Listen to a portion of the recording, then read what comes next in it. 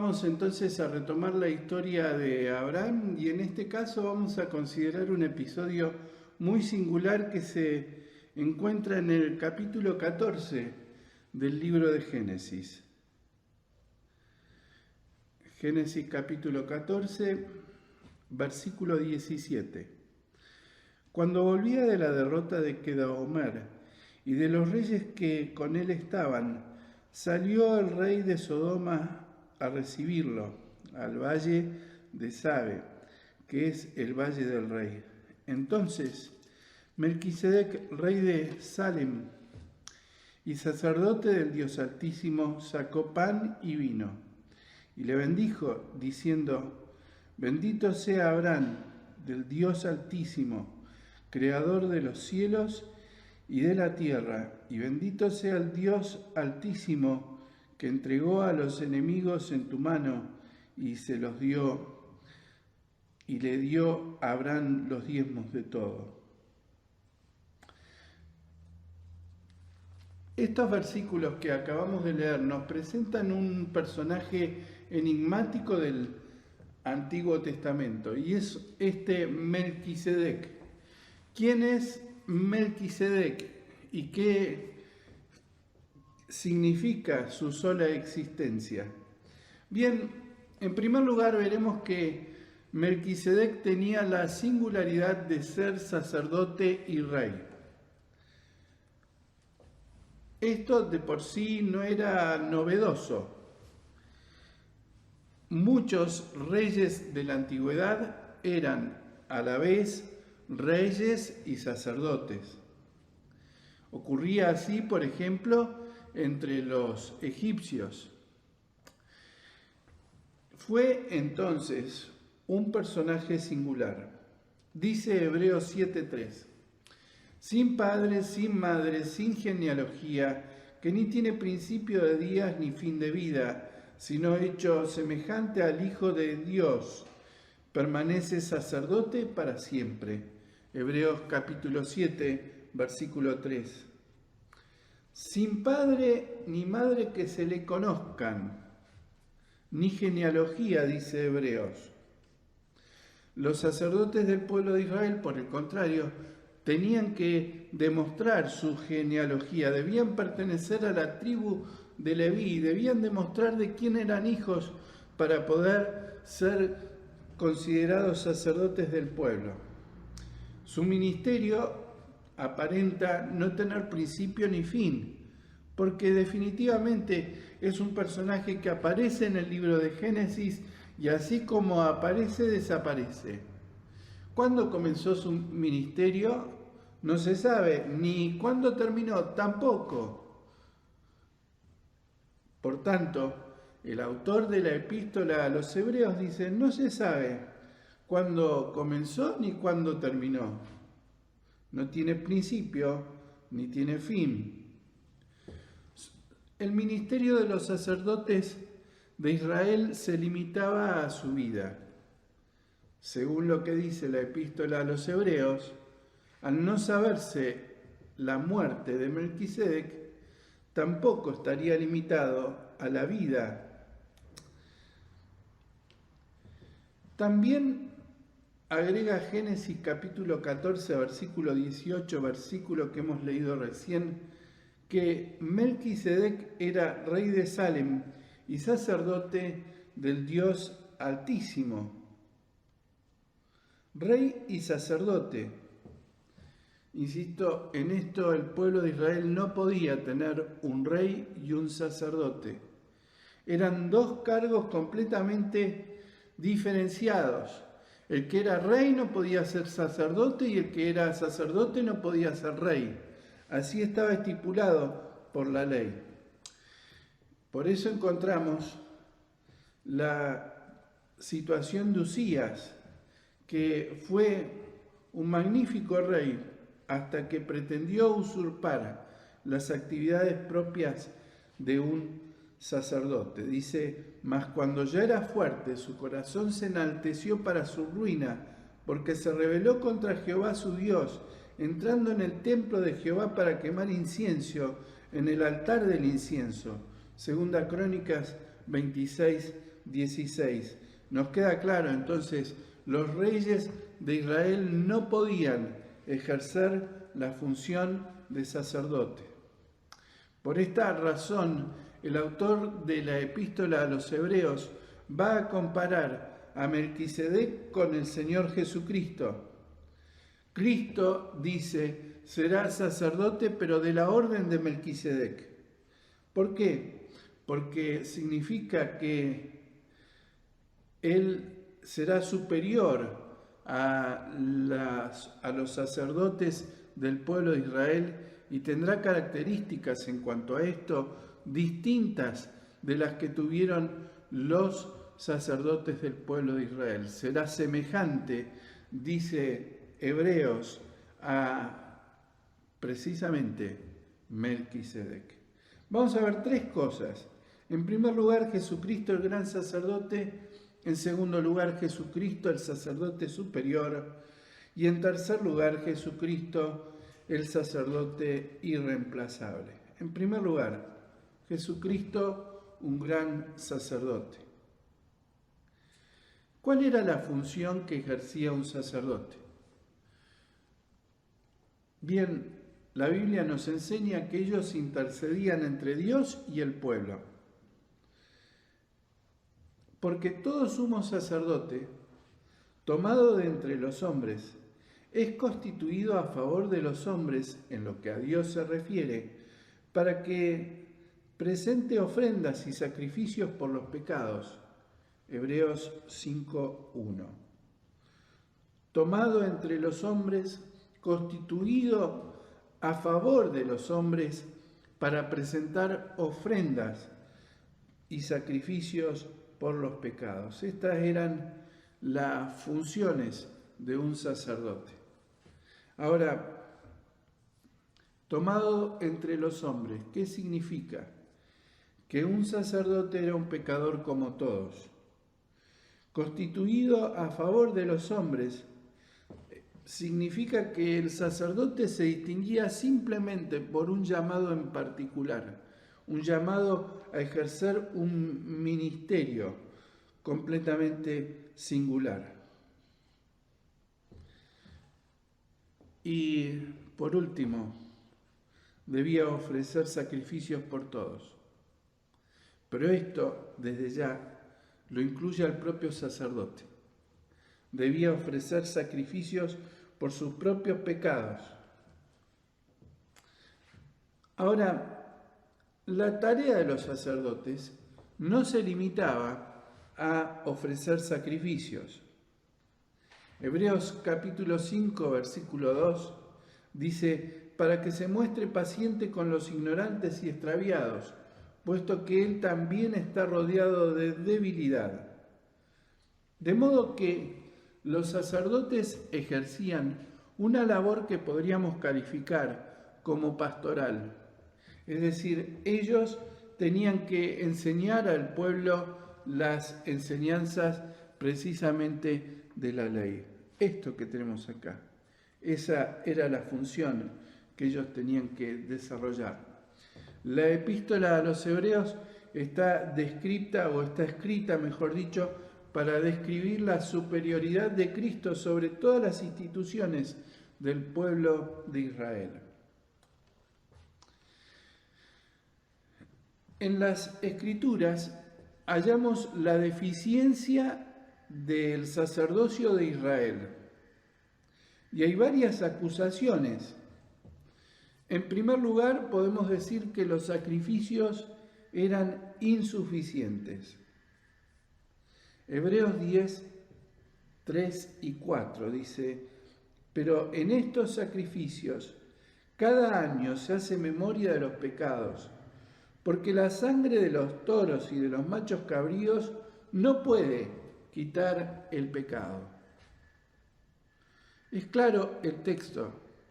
Los sacrificios llevados a cabo en medio del pueblo de Israel no podían quitar los pecados del pueblo. Para eso fue necesario la presencia del Señor Jesucristo quien vino efectivamente a quitar los pecados. Cuando Juan presenta al Señor Jesucristo, dice: he aquí el Cordero de Dios que quita el pecado del mundo. Los sacrificios del Antiguo Testamento simplemente apuntaban hacia el futuro, hacia la obra del Señor Jesucristo. Tampoco como pastores los sacerdotes del pueblo de Israel fueron eficientes. Dice Jeremías 23:1, refiriéndose a los sacerdotes: «Ay de los pastores que destruyen y dispersan las ovejas de mi rebaño», dice Jehová. Jeremías 23:1. El autor de la epístola de los Hebreos informará que ahora hay un nuevo sumo sacerdote. Del fracaso de los hijos de Aarón, este sumo sacerdote es superior porque pertenece a la orden de Melquisedec. Hebreos 7:30, ya lo hemos leído: sin padre, sin madre, sin genealogía, que ni tiene principio de día ni fin de vida, sino que es hecho semejante al Hijo de Dios, permanece sacerdote para siempre. Cada una de estas declaraciones tiene que ver con la persona del Señor Jesucristo. Sin padre, sin madre, sin genealogía, alude a la preexistencia del Señor Jesucristo. Como ustedes saben, el Señor no comenzó su existencia cuando nació en esta tierra, sino que Él ya existía previamente. Por eso fue necesario el milagro de la encarnación. El Señor Jesucristo en ningún aspecto en ese punto es semejante a nosotros. Su nacimiento tuvo características extraordinarias. Segunda afirmación de Hebreos, que ni tiene principio de días ni fin de vida. Esto alude a su eternidad. El Señor era eterno, existente desde antes de la creación.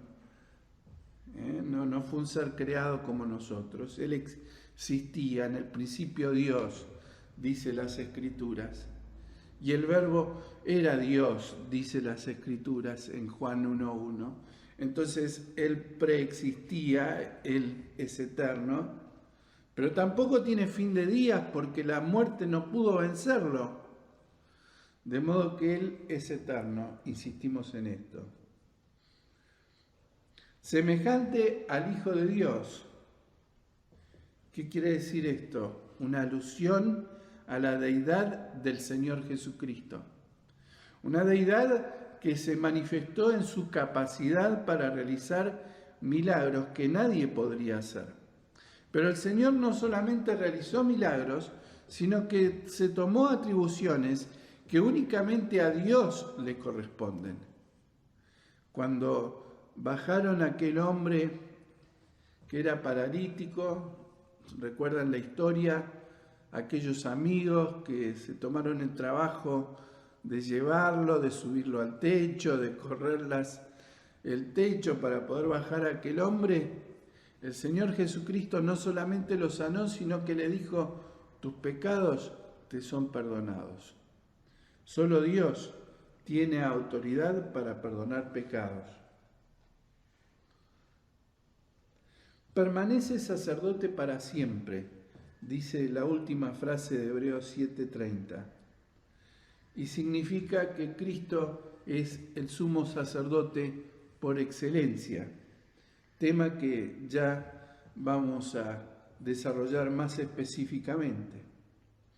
Entonces, Jesucristo es el gran sumo sacerdote porque en el ejercicio de su función es superior desde ya a los sacerdotes del pueblo de Israel. Fue superior porque presentó un único sacrificio.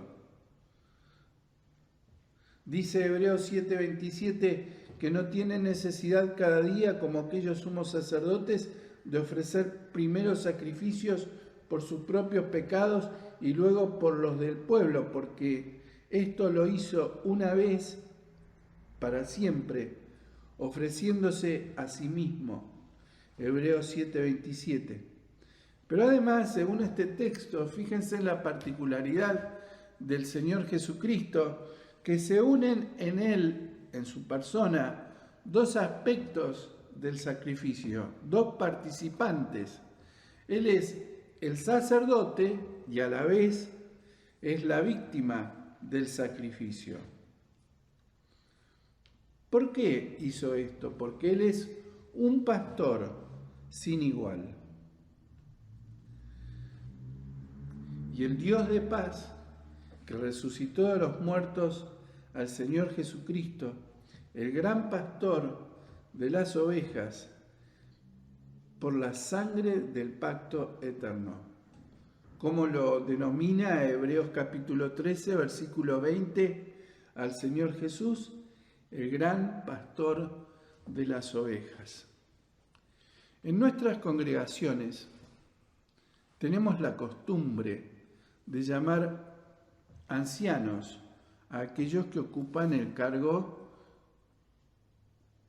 de pastor. Ancianos y pastores eran títulos intercambiables en el Nuevo Testamento. Son títulos sinónimos, si así lo queremos ver. Pero nuestros hermanos se rehusaron a aplicar este título para enfatizar esta idea de que Jesucristo es el gran pastor de las ovejas. Nuestras iglesias tienen ancianos o pastores, pero el gran pastor de las ovejas es el Señor Jesucristo.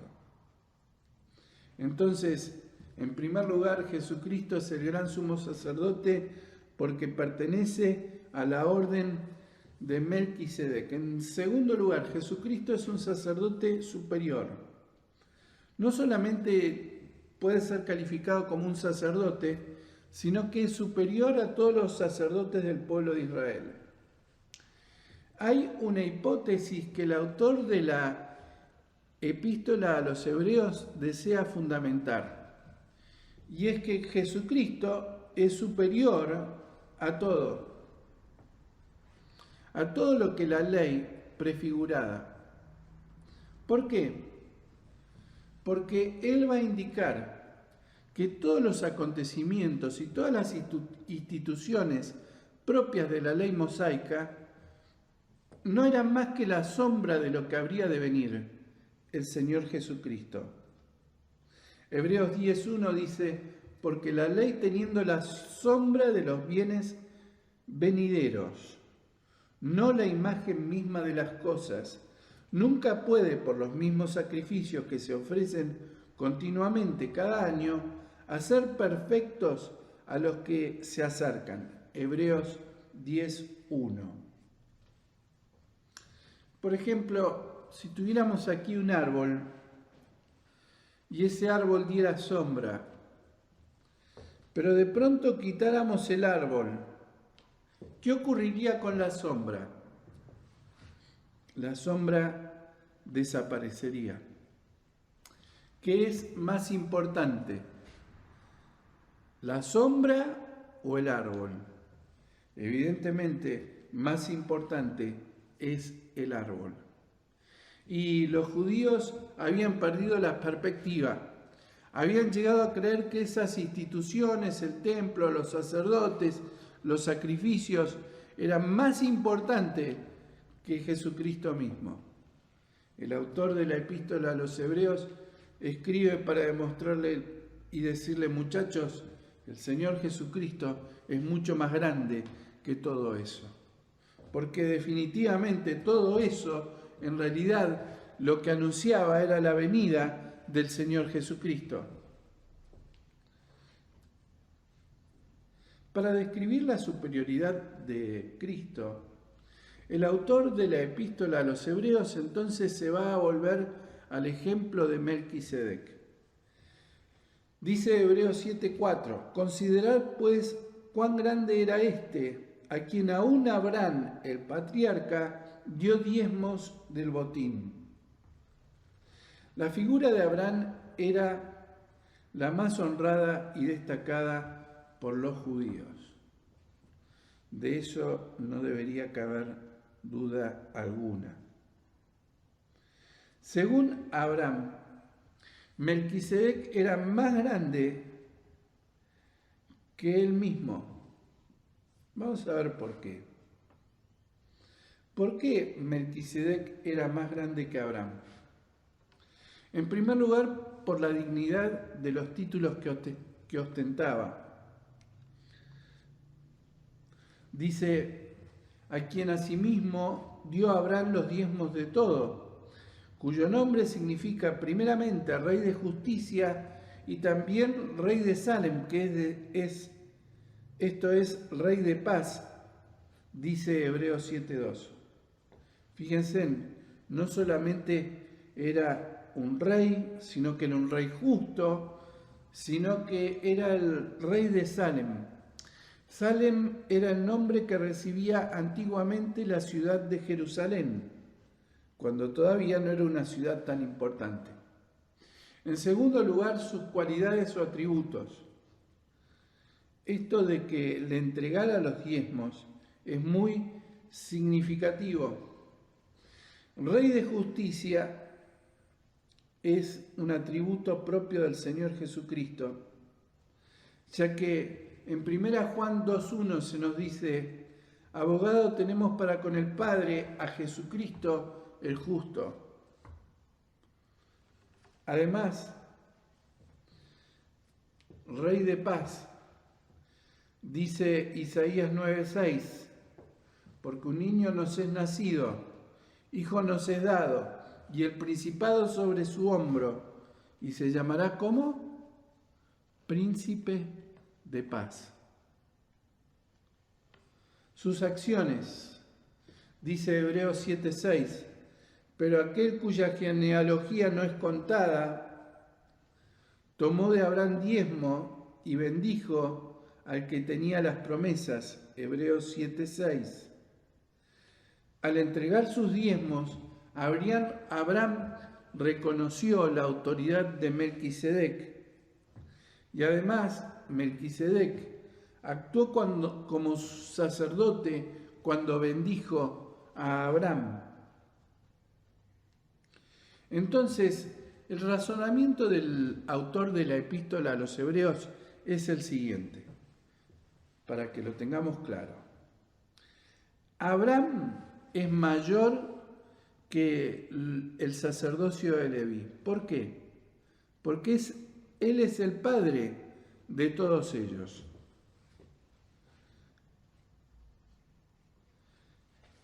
Melquisedec, a su vez, es mayor que Abraham. ¿Por qué? Porque Abraham así lo reconoció al entregarle los diezmos. Melquisedec, al ser mayor que Abraham, es también mayor que los sacerdotes de Leví, los hijos de Leví. Porque Melquisedec, insisto, era mayor que Abraham. Jesucristo es mayor que Melquisedec. ¿Por qué? Porque Melquisedec es la figura, es la sombra del Señor Jesucristo que aparece fugazmente en el Antiguo Testamento. Entonces, tenemos que Abraham es mayor que los hijos de Leví, los sacerdotes del pueblo de Israel. Melquisedec a su vez es mayor que Abraham. Melquisedec es superior entonces al sacerdocio de Leví y Jesucristo es mayor que Melquisedec. Por tanto, mayor que los sacerdotes de Leví, mayor que Abraham mismo. Y este es, insisto, el argumento de la epístola a los Hebreos. Jesucristo es superior como sumo sacerdote porque es quien cumple todas las figuras que se anunciaban en el Antiguo Testamento. En tercer y último lugar, Jesucristo es el sacerdote irreemplazable. La figura de Melquisedec, como decíamos recién, aparece fugazmente en el libro de Génesis, pero fue un personaje relevante por todo lo que vino a significar después, según la epístola a los Hebreos. Ahora, es importante tener presente que el autor de la epístola a los Hebreos no inventó nada, sino que ya en el libro de los Salmos se aseguraba que Melquisedec era una persona destacada, un personaje importante. En el Salmo 110:4 se dice: juró Jehová y no se arrepentirá, tú eres sacerdote para siempre, según el orden de Melquisedec. El autor de la epístola a los Hebreos va a tomar este salmo como base y va a desarrollar aún más esa idea. Este es entonces la génesis de toda la enseñanza que hayamos y que hemos expresado de la epístola a los Hebreos en cuanto a este punto desde ya. Por tanto, tenemos que ya en el Salmo encontramos que Dios había prometido al Señor el sacerdocio. Hebreos capítulo 7, 22 dice, tras citar este salmo: por tanto, Jesús es hecho fiador de un mejor pacto. Si Dios es verdad, surge entonces esta pregunta, ¿no? Si Dios es verdad, ¿por qué juró? ¿Cómo es que Dios no se arrepentirá? Dios no es hombre, dice un texto, para que mienta, ni hijo de hombre para que se arrepienta. ¿Por qué se emplea este lenguaje en este salmo? Se trata de un antropomorfismo, es decir, que Dios adopta un comportamiento humano para realzar aún más la idea.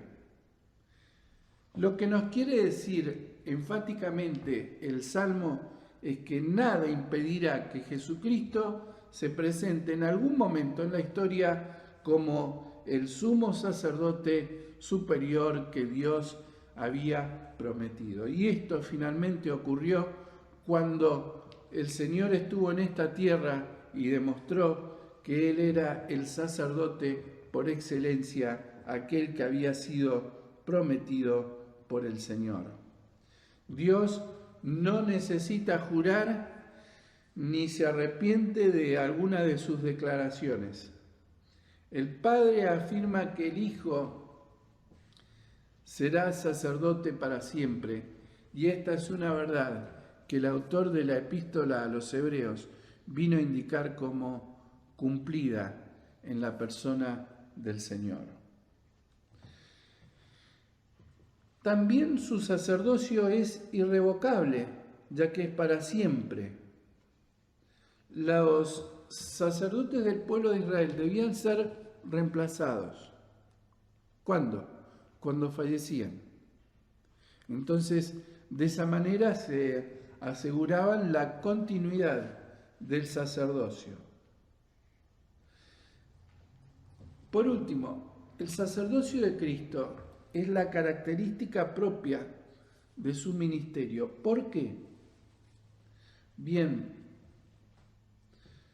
en primer lugar, porque Él es el sacerdote que ofrece el sacrificio y también la víctima del sacrificio mismo. Esto lo hemos mencionado, pero Jesucristo reúne en su persona el cumplimiento de estas dos figuras. Insisto, cuando Juan presenta al Señor Jesucristo, dice: "He aquí el Cordero de Dios". Y todo israelita sabía lo que acontecía con los corderos. ¿Para qué eran utilizados los corderos? Para ofrecer sacrificios al Señor. En segundo lugar, y esto es algo que no debemos olvidar, en Romanos capítulo 8, versículo 34, se nos dice, porque Él intercede por nosotros. Jesucristo intercede por nosotros. Quiere decir que Él hoy mismo está ejerciendo las funciones de un sacerdote. Él está intercediendo por cada uno de nosotros.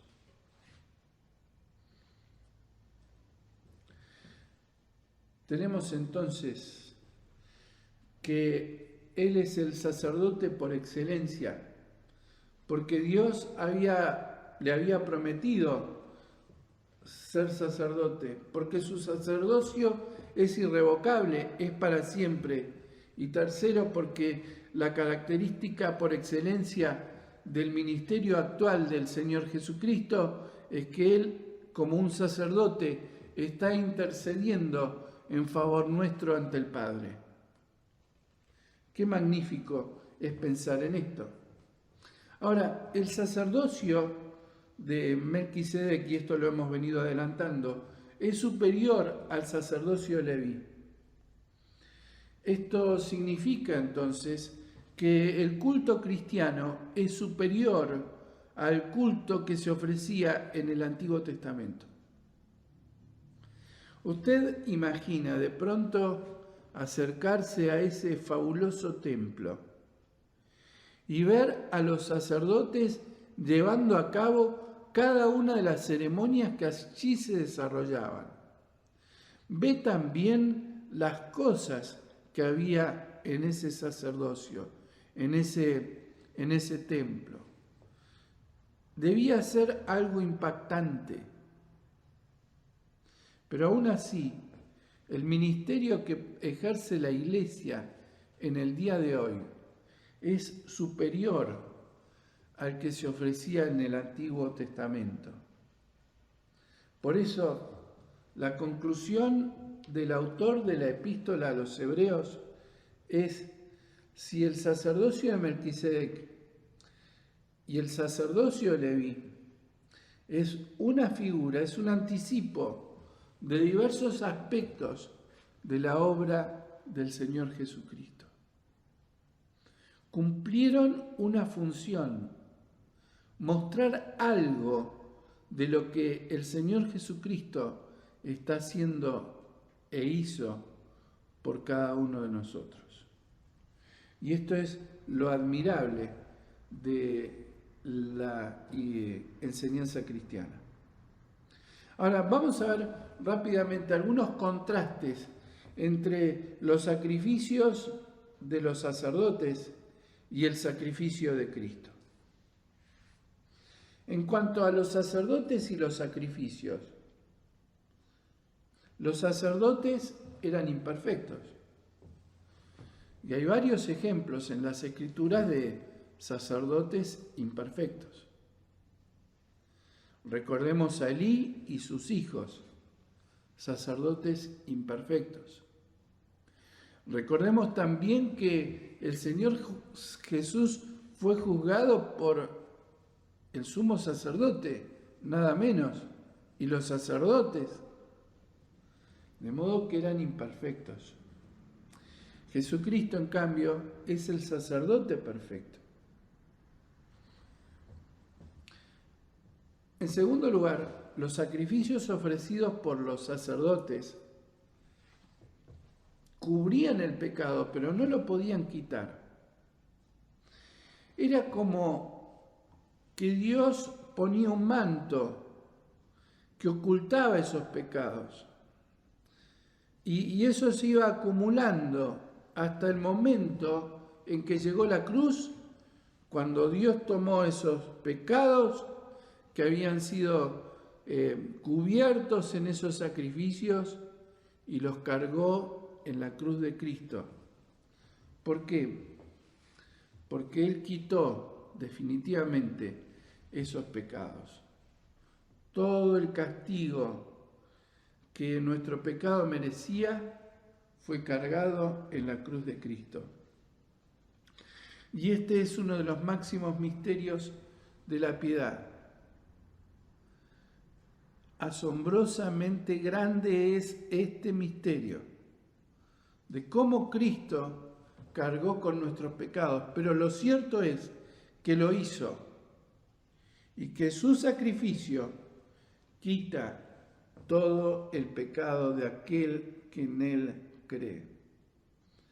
Jesucristo es el sacerdote y el Cordero de Dios para siempre. Tú eres sacerdote para siempre, según la orden de Melquisedec, Salmo 110:4, que se aplica, insisto, exclusivamente a la persona de Cristo. Y en Apocalipsis capítulo 5, versículo 6, dice: y miré y vi que en medio del trono y de los 4 seres vivientes y en medio de los ancianos estaba en pie un cordero como inmolado. Lo único feo que habrá en el cielo, dijo un autor, serán las marcas de la cruz en la persona del Señor Jesucristo. Él es el cordero que fue inmolado alguna vez y que está allí portando sus marcas, demostrando que su sacrificio ha sido perfecto. Jesucristo es entonces el sacerdote irreemplazable porque Dios prometió que lo sería así por siempre. Hemos entonces hablado de esta figura, Melquisedec. A modo de resumen entonces, digamos que Cristo es el sacerdote de la orden de Melquisedec y por ello podemos decir que Él es el sacerdote más grande que hay en las Escrituras. El sacerdote superior a todos, ya que Él llevó la obra del sacrificio a la perfección. Y Jesucristo fue también el sacerdote irreemplazable. Él es irreemplazable. Qué magnífico es pensar en ello. Y seguramente, si usted ha tenido la posibilidad de ver este video, habrá podido llegar a la misma conclusión. Qué bueno es, por un momento, hacer un tiempito de silencio y adorar al Señor, porque Él es el sacerdote perfecto, quien murió y quitó nuestros pecados y actualmente intercede por cada uno de nosotros. Que el Señor les bendiga.